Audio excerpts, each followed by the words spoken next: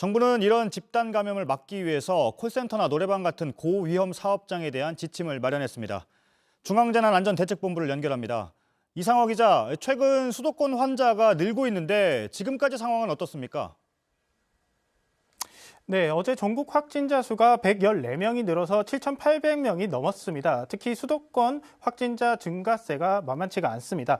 수도권 확진자 수는 415명으로 지난 나흘 동안 100명이 넘게 늘었습니다. 특히 밀집된 사업장인 구로구 콜센터 같은 집단 감염 사례가 많습니다. 정부는 인구 밀집 지역인 수도권에 앞으로 이 같은 집단 감염 사례가 있을 수 있다고 보고 있습니다.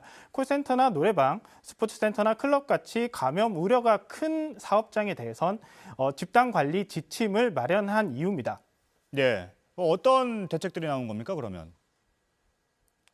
네, 우선 사업장마다 팀장급 이상의 감염 관리 책임자를 지정하도록 했습니다. 직원들이 증상을 신고받고 또 감염 환경을 관리하는 총 책임자를 두도록 한 겁니다. 직원들은 하루 2번 발열과 호흡기 증상을 확인받아야 하고요. 이용자들은 사업장에 들어올 때 체온을 확인하도록 했습니다.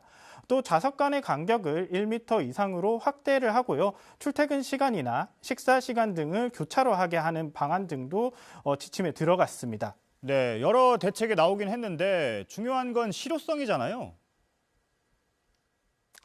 네, 그렇습니다. 일단 정부도 시설별로 상황이 다르기 때문에 추가 대책을 관리 지침을 세부 지침을 마련하겠다고 한 상황입니다. 또 지침인 만큼 제대로 운영이 되지 않을 수도 있기 때문에 해당 부처가 현장 점검을 많이 하도록 하겠다고 밝혔습니다.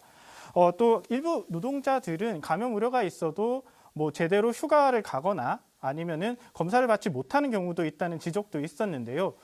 노동자 보호를 위해서는 노동부가 별도의 대책을 마련한다는 입장입니다. 네, 한 가지만 더 물어보죠. WHO가 팬데믹, 그러니까 세계적인 대유행을 선포했는데 정부는 어떤 입장입니까?